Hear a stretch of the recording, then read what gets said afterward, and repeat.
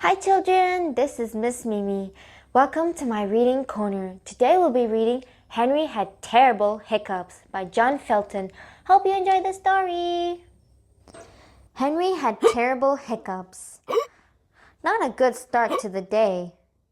Remedies he tried in profusion, but hiccups just won't go away. He stood on his head in the corner and touched his nose with his tail. He chewed on an old piece of seaweed, but it tastes quite rubbery and stale. Yuck! Squeaky was not very helpful. He laughed and said with a grin, "You really suck on a radish or eat onions out of a tin." Henry hiccuped back rather grimly. "This isn't so funny, you know. It's my very first date with Electra. These hiccups, they just have to go." So Henry sat at his bedside. He didn't know what he could do. He took out his iPad and Googled, then muttered, "This cannot be true." He read of a man named Osborne who hiccuped for 69 years. Henry sank into deepening depression. His Google eyes both filled with tears. He swam to his seat in the seaweed, hoping peace and quiet would help. Then off to talk to Wise Lobster when a pain in his flank made him yip. "Sorry," said Wise Lobster sadly, as Henry went hiccuping on. "Thought a good nip from my pincher and your hiccups would be all gone." He planned to make a date special, a film then dinner for two, but hiccuping fish in the back row, he knew that this just would not do.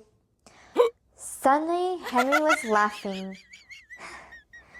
"Despair? It isn't for me. A fish hicking caramel popcorn is something the whole world must see." So he hicked along to the pictures, saw Electra and hicked out, "Hello." Electra looked rather puzzled, answering with a mystified, "Oh?" Electra spoke very softly. "The film, you know, it can wait. Let's go for a swim by the coral and make that our very first date." Their fins they fluttered together as they swam out over the reef. Soon they were chatting and hicking and laughing with happy relief. Then came shadows of evening, and slowly the reef grew dark, when out of the shadow came swimming a huge menacing shark. "Hide here," said Henry quietly, "behind this rock. Come quick." As the shark swam back to the shadows, Henry gave an enormous hic. "Stay here," said Henry bravely, as the shark came curving back. Henry hicked out into the open to meet the shark attack.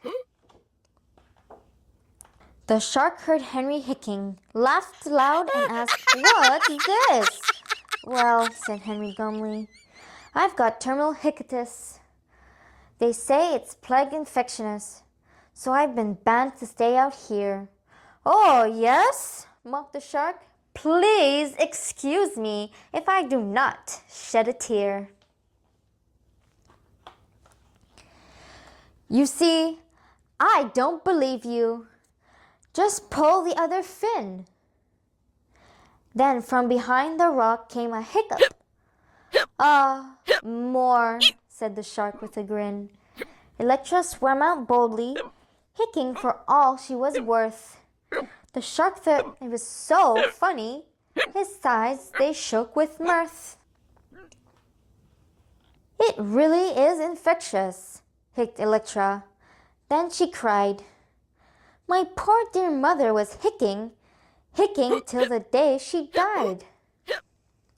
The shark began to wonder. Perhaps this was all true. He never heard of hiccups. He hadn't got a clue. Shame, he thought quite slowly. Those fish would taste so sweet. But Mother always told me, "Be careful what you eat." He turned and left his supper. They were hicking as loud as can be. And save for the sound of their hicking, there was peace and love in the sea. The end. Please subscribe to my channel not to miss any new stories. Click the like button if you enjoyed today's reading. Thank you. Goodbye.